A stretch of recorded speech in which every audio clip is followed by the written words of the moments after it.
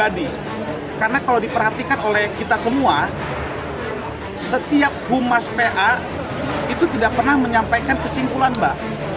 Ini makanya saya juga kaget secara pribadi ya, Mbak. Kenapa Bapak Humas itu menyampaikan kesimpulan justru yang seharusnya tidak boleh dilakukan. Ini udah kena nih. Kalau misalkan Paula dan PH-nya mau melakukan pidana, kena loh. Undang-Undang Keterbukaan Informasi Publik 14/2008. Bapak Humas ini kena.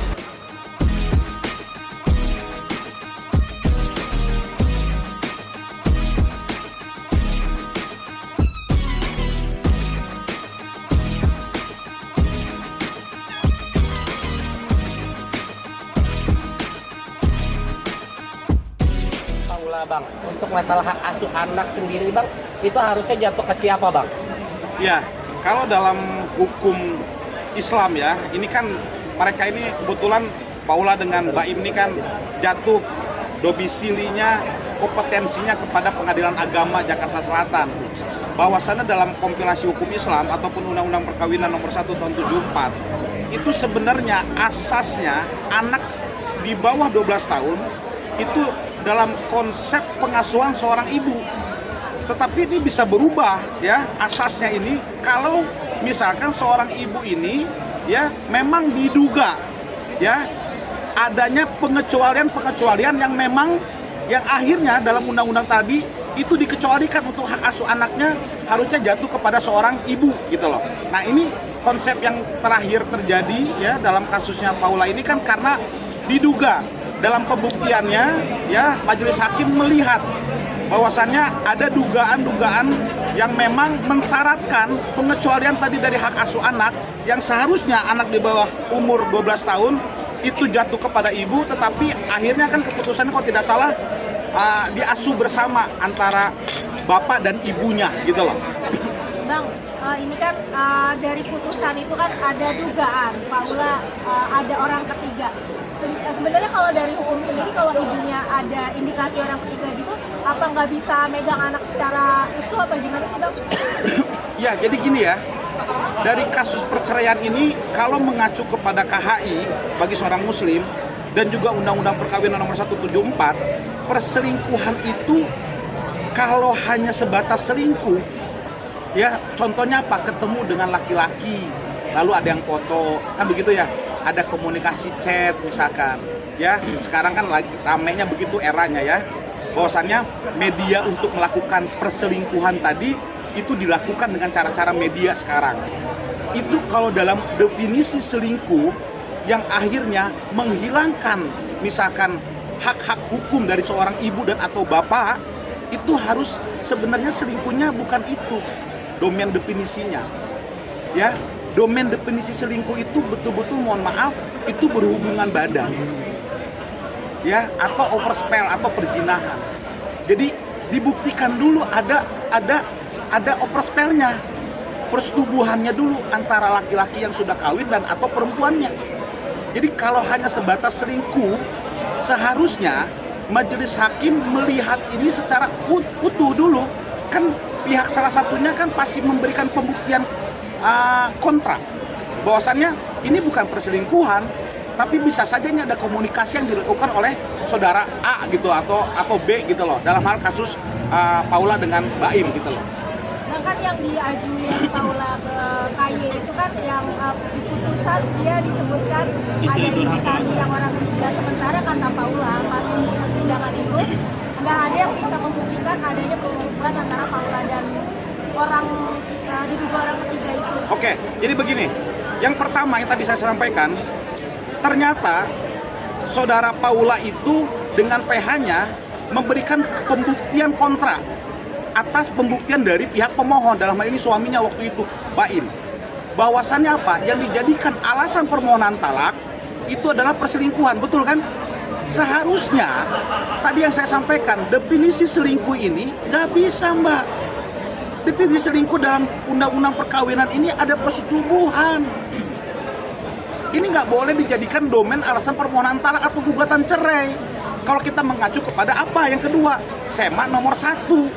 Apa itu? Bahwasannya dalam Kamar Agama, Mahkamah Agung itu sudah menetapkan syarat-syarat yang lebih berat untuk warga negara melakukan permohonan talak atau gugatan cerai. Ini cara negara dan hal ini diwakili oleh Mahkamah Agung agar tidak mudah memutuskan cerai warga negaranya. Apa salah satunya? Mereka harus sudah pisah kamar selama 6 bulan. Pisah rumah, bukan pisah kamar loh, Mbak. Tapi pisah rumah selama 6 bulan berturut-turut. Ya, karena apa? Karena pertengkaran secara terus-menerus. Karena dia selingkuh, kan bertengkar, Mbak. Tapi secara terus-menerus. Yang akhirnya mereka pisah rumah 6 bulan berturut-turut. Itu semanya. Jadi, kalau ini dijadikan alasan permohonan talaknya adalah perselingkuhan, tetapi tidak ada pemberatan dalam syarat sema tadi mengenai alasan dia harus bertengkar secara terus-menerus, kemudian dia sudah pisah rumah selama 6 bulan berturut-turut, seharusnya ya permohonan talak ini tidak diterima. Karena kan ternyata Paula kan menyampaikan di beberapa media, betul ya, di podcast juga gitu, di wawancara, bahwasannya pihak mereka sudah memberikan pembuktian kontra. Tidak ada bahwasannya yang dikategorikan selingkuh sampai persetubuhan tadi tidak bisa dibuktikan oleh pihak pemohon. Dalam hal ini Baim. Seharusnya dalam hukum perkawinan ataupun ya kaidah dalam perceraian, dalam KHI ataupun undang-undang perkawinan, ini hakim harusnya tidak dapat meneruskan. Ini pandangan hukum saya. Bang, hari ini keluar lagi rekaman percakapan Baim dan Paula di mana menurut banyak orang pengakuan Paula. Tapi yang kita nggak pernah tahu ya Bang, terus lagi suara ya Bang. Dan ini selalu dijadikan bukti dan apa warga sini Bang ada indikasi untuk indikasi permainan fair aja Bang. Ya hakim bermain di sini, terus memang ada tendensi tertentu terhadap mungkin asuh anak segala macamnya. Ya. Bisa dijadikan bukti itu Bang? Sekali lagi ya, kalau rekaman ini ada forensik, Pak ya. Jadi rekaman, apapun bukti-bukti media, enkripsi elektronik, itu harus diuji forensik dulu. Dan itu menjadi bukti pembuktian bila mana memang ada upaya hukum, baik perdata ataupun pidana. Sekarang kalau ada rekaman yang beredar ini, bagi saya secara pandangan hukum, nggak ada gunanya. Untuk apa? Siapa yang merasa dirugikan? Kan para pihak yang terkait. Dan hal ini Paula dan atau Baim. Ya, dan percakapannya apa? Apakah mengenai pertengkaran di antara mereka? Ini kan sudah selesai vonis. Jadi kalau pandangan saya mengenai soal rekaman-rekaman yang beredar di media sosial ini, bagi saya nggak ada gunanya. Hanya untuk menggiring opini ya? Hanya menggiring opini, hanya membentuk opini juga masyarakat terkait orang yang suka ataupun tidak suka. Kan bebas-bebas saja masyarakat menilainya gitu. Sama beberapa hari lalu kan ada satu akun yang upload putusan cerainya Paula sama Baim. Yang di highlight itu Paula memiliki penyakit kelamin. Nah, tapi itu yang upload itu salah satu akun, bukan dari pengadilan sendiri. Nah, Paula bisa melaporkan akun tersebut ke sidang. Clear. Jadi gini ya. Akta pengadilan itu dalam kategori Undang-Undang 14 2008 tentang keterbukaan informasi publik, kategorinya adalah badan publik. Jadi informasi apapun yang dikeluarkan oleh badan publik itu boleh di-share, tanda kutip ya.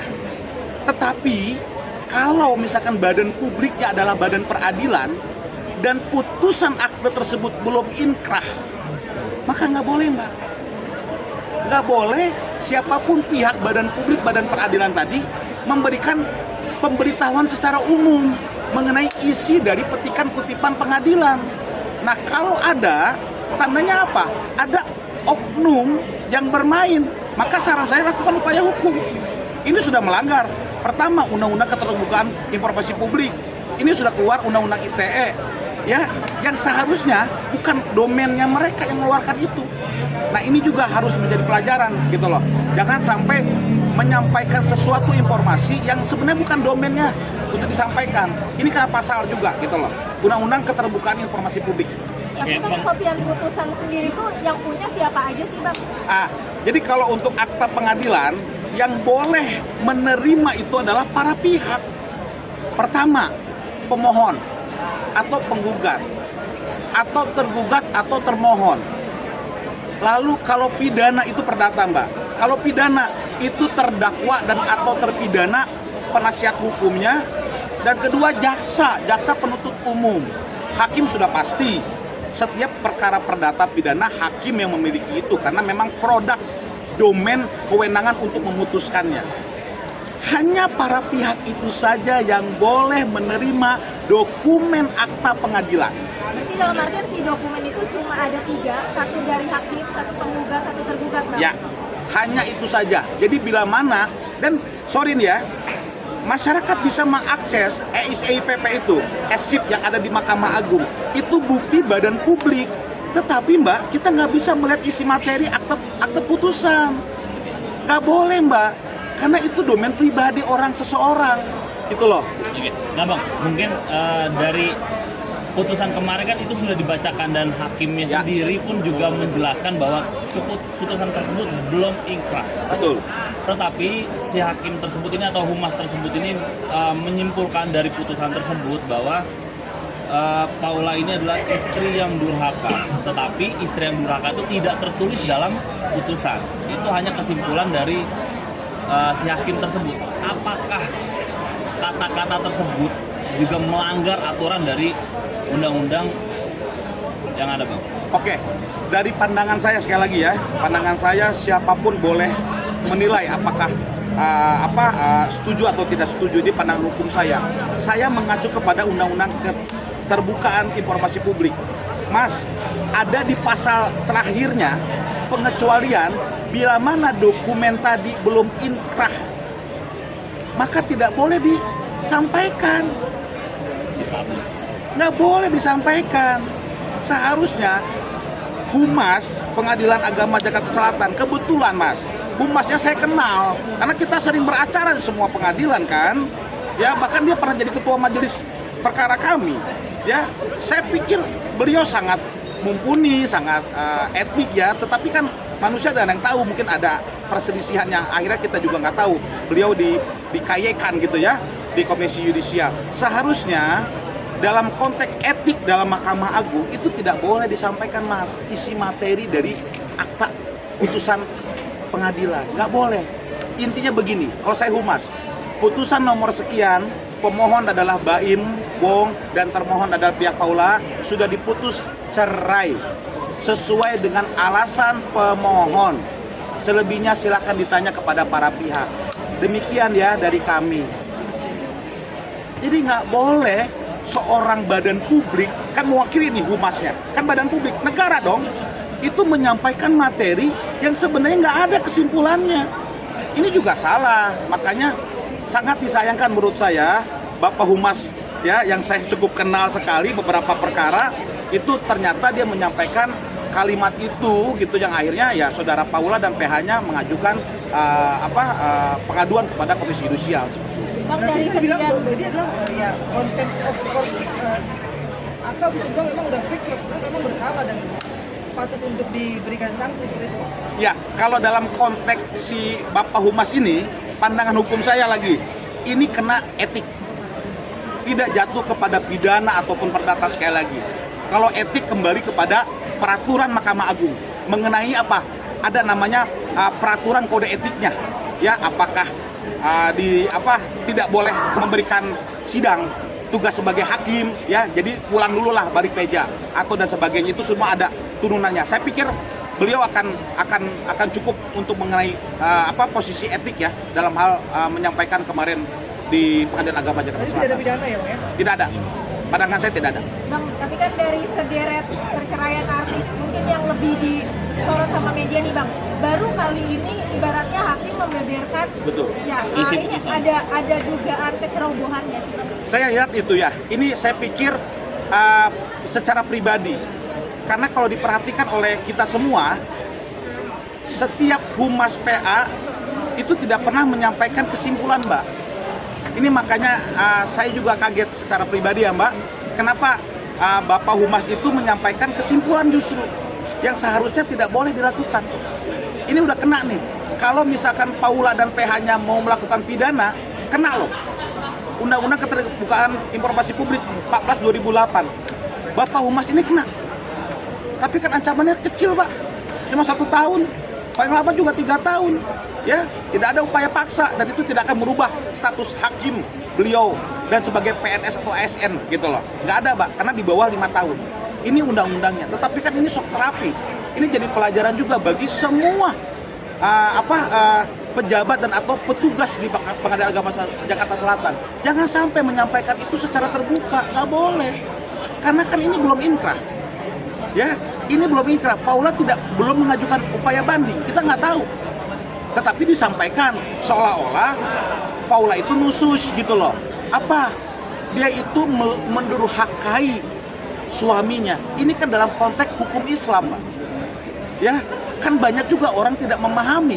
Bahkan mohon maaf loh, pemohon saja atau masyarakat tidak tahu fikih munakahat dalam perkawinan Islam itu banyak orang tidak tahu. Dan juga banyak teman-teman saya nih, rekan-rekan saya itu tidak mengetahui secara dalam soal fikih munakahat dalam perkawinan, apalagi membela si kliennya misalkan dalam perceraian, karena ada beberapa fikihnya dan ini harus dipahami gitu loh. Nah, saya pikir dengan adanya nuyus gitu ya, yang ditetapkan oleh Pengadilan Agama, itu seharusnya tidak disampaikan secara langsung. Itu pandangan saya terkait perkara Paula. Bang, ada dugaan keberat sebelahan nggak sih, Bang? Ada dugaan keberat sebelahan nggak sih? Kalau nggak ada bukti kita nggak bisa ngomong, Pak. Cuma kan kalau kami kan tahu semua dalamnya. Cuma kan ada waktunya kami sampaikan, ada waktunya kami tidak sampaikan. Bang, dan itu juga berlaku ke pengacara ya? Berlaku? Tidak boleh membuka, menjelekkan. Ya. Tapi yang terjadi seperti itu, Bang. Ya nggak boleh. Ya, tetap sama. Advokat juga tunduk pada kode etiknya. Kalau saya melanggar sebagai advokat, melanggar kode etik, ya tentunya saya kena dong. Ya, makanya ini harus kita hargain lah dalam konteks yang tepat dan patut gitu loh. Bang, dalam perceraian itu apabila seorang suami membeberkan keburukan calon istri itu seperti apa, Bang? Jadi gini, Mas, kalau dia menyampaikan keburukan atau apa nih, apa aib ya? Aib mantan istri. Istrinya. Ya. Dari pandangan saya nih, kalau dia muslim, Mas, nggak boleh. Dia nggak boleh menyampaikan. Tapi kalau dia muslim, karena ada kaidahnya, Mas. Kita pun tidak boleh menyampaikan keburukan itu orang lain yang dekat dengan kita, bahkan dia ibu dari anak-anak kita. Ya, karena keburukan kita ini ditutup juga oleh keburukan yang lain. Jadi pandangan saya soal yang begini nih seharusnya tidak perlu lagi, Mas. Semua tutup mulut, jangan lagi, apalagi sudah berpisah. Ya, mereka kan ada anak nih misalkan. Ya, jangan sampai orang tuanya ini saling menjelekkan, dan saya pikir ini nggak sangat baik dalam mendidik.